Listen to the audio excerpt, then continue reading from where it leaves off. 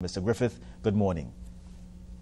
Hi, good morning, Marlon. Good morning to your many viewers. Yeah, thank you very much for joining us. Well, this development continues to cause some concern for police officers and I'm sure other people in law enforcement. You, and we're speaking in the context of you as a former police commissioner, how do you feel about all of this? Well, I've heard many comments by criminologists and everyone. I have been in the heart of it. I started this whole thing and it caused some hiccups because when I was the commissioner of police, I introduced the polygraph testing in specific units that was never done before. Now, let me clarify. Polygraph testing is something that is done for all police officers entering the police service, and it is done worldwide. So I don't think there's a concern about that by the Welfare Association. The concern lies with this concept of trying to just target police officers alone. What I did, and let me clarify, this is going to cost hundreds of millions of dollars annually if it is that we decide to go along this road of just doing annual testing of police officers with polygraph testing. Additionally, it is not admissible in court. Also, it is not foolproof. There are certain things that can be triggered if the person has asthma, they had a bad day at the office, and they're polygraph tested. So you can't discipline someone, you can't suspend someone based on polygraph testing. What you can do, which is what I did that caused my little sparring session with the association, I realized that there were certain criminal elements in the police service. And so, for example, the Southwestern Peninsula, where police officers would have been involved in aiding and abetting in criminal activity. So I asked all officers in the Southwestern Peninsula a simple polygraph test: do you financially benefit from the illegal entry of weapons, drugs, and human trafficking?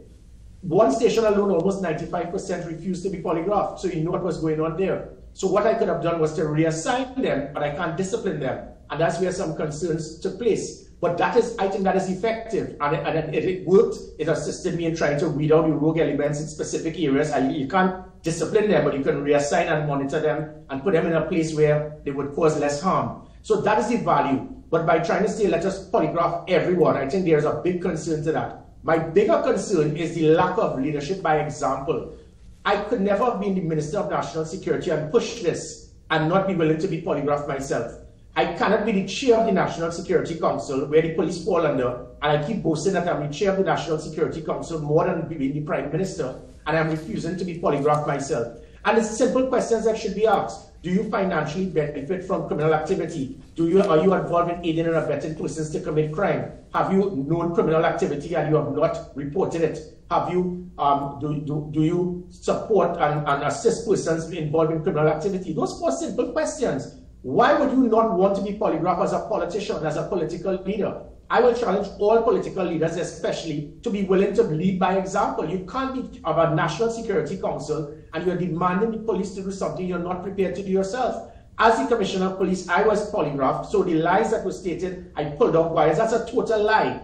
I was fully polygraphed, and being fully polygraphed, those results took part in me getting 94%, 20% more than Lola Christopher when I placed first in that merit list. So that was a lie. However, it is obvious that the SSA has been compromised because the questions prior to had nothing to do with law enforcement, and that is the concern. So that if we do polygraph testing, it should be done from external elements and not persons within the SSA that may be compromised by politicians. Yeah, so you believe that there has to be a wider net to be cast by this legislation?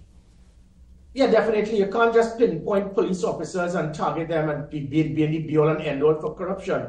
We know politician/corruption is probably in the Trinidad and Tobago dictionary. So why do politicians are not prepared to be polygraphed? I am prepared to do it. I actually went to Florida. I was fully polygraphed by a top law enforcement polygraph expert, and I have the results to show. And the result, and it's simple questions. Why would you as a politician be pushing an agenda for police officers, which I am not protesting on, but you're not prepared to do it yourself? And it's simple questions. Do you benefit from criminal activity? Have you acquired financial benefit? And it's simple questions, but by you not wanting to do it, it will lead the country to realize yet again, politicians, they want to impose things on citizens, but you're not prepared to lead by example. What do you think about the claim that it infringes on the rights, the constitutional rights of a law enforcement officer? Well, someone's right as a police officer, you lose some of those rights in comparison to an average citizen. And that is something you have to expect as a police officer. You can't expect to be seen as a civilian and expect that you're going to have some degree of authority to enforce the law. And it's so that that must be lifted. And that is why, whether it is you're in whether you're in the CIA, the DEA, the FBI, polygraph testing is done. You can't expect to have police officers in strategic locations being involved in questionable, unethical, or criminal activity, and you're not prepared to lift the threshold to monitor you to ensure that you're not involved in any type of questionable activity, because you give immense power to that person as a police officer. But again, likewise, you get even more power as a politician. So you as a politician can easily say you could handpick a commissioner of police, handpick the SSA director. You could try to influence a commissioner and an SSA director to give a police constable full access to intercept, to all the intercept equipment. You yourself should be polygraphed, and that is my point. I am asking all senior politicians, let us all be polygraphed to see if it is that the country can be comfortable to know that you have the capability, the trustworthiness, and the ethics to be in that position. But how accurate is a polygraph test? It is, at times, it's about 95 to 97% accurate. As I said, some persons, they might have asthma. They may have a serious problem with a massive traffic congestion when they turned up. They may have a domestic problem at home. They might have some financial problem. So it can trigger. But the brain is not made to lie. So that is where the polygraph test, you can't really try to fool the polygraph test, but there are extenuating circumstances, and that is why you cannot, it is not admissible in court. You cannot use it to charge someone, you cannot use it to discipline someone or suspend. So there are limitations, and eventually we have to be very careful. But the problem is we have 41 civilians who have no knowledge, training, or experience in law enforcement. They make laws without speaking to the experts, and I think that's what Mr. Dixon is speaking about. He, however, had serious issues with me actually doing the polygraph testing for police officers, but you must do it for specific units, whether it was the Special Operation Response Team, the Special Branch, because they are in a strategic location at a higher threshold than the average police officer. But to go across the board for every police officer to be polygraphed on an annual basis, and if they fail, then what? You can't discipline them, you can't suspend them, you can't fire them, but what I did is I reassigned them.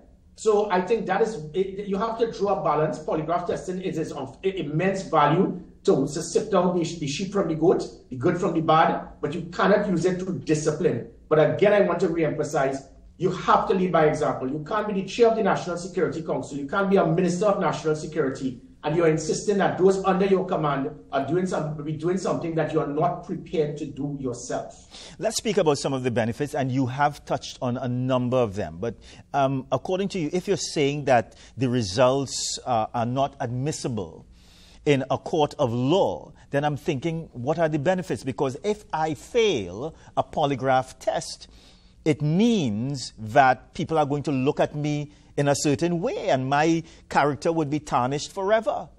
That's a risk of it. Definitely, yeah. And look at it. But for me, applying as Commissioner of Police to show that there's no ethics even in the SSA.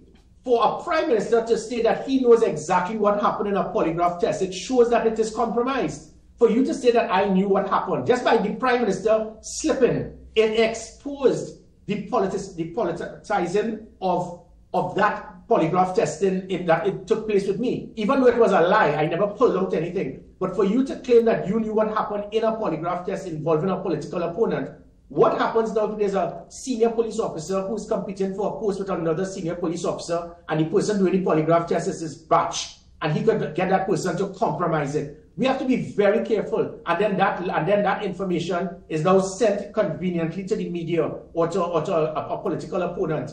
This is madness. And what Keith Rowley and Hines did by stating, we know what happened in a polygraph test. A polygraph test is a degree of confidentiality. So it shows there's no degree of confidentiality in polygraph testing in this country. I got the polygraph results as a minister of previous persons who had the SIA, and suppose I wanted to smear their name, smear their character, I could have leaked it to the media. So there's no proper degree of confidentiality as it pertains to polygraph testing that can smear persons. Additionally, as I said, you cannot use it in court. It's not admissible because it is not foolproof, and you cannot discipline the person. But as I said, I used it. I was the first commissioner that used it because I saw the value in being able to pinpoint specific units. So the Southwestern Peninsula was critical to prevent illegal drugs and weapons entering the country. So and the question has to be carefully asked. Do you financially benefit from criminal activity? That's all. When it is I was being polygraphed, before my polygraph testing, the questions were being asked. My mother, who died 11 years ago, they were asking how many relationships did my mother have before she was with my father. So you knew it was politicians contacted this person and say, ask Gary this. And the questions that I was asked was different to other persons who applied for the post. So it showed how compromised this could be. Polygraph testing must be across the board. The question must be the same. However, I still insisted that I was fully polygraphed, and I was, and that's why I took the merit list. But my point being is that it can be totally biased, it can be politically manipulated, it can be leaked. There are shortcomings in it. It is not foolproof. It is not admissible in court. You cannot discipline the person. But I recommend it for the police to make sure we use it for elite units to make sure that those persons cannot compromise those elite units that can affect national security. But again, finally, I must insist that you have to lead by example. You can't be a minister or prime minister. You're telling the police to do something you're not prepared to do yourself. One question and a statement. So the question is, do locals administer these polygraph tests? And two, if so, because of the concerns that you have raised here this morning, it means that a foreign organization or foreigners would have to be given the responsibility now, because of what you're saying, to conduct these tests. Yeah, definitely, because there's no independent institution in this country, none.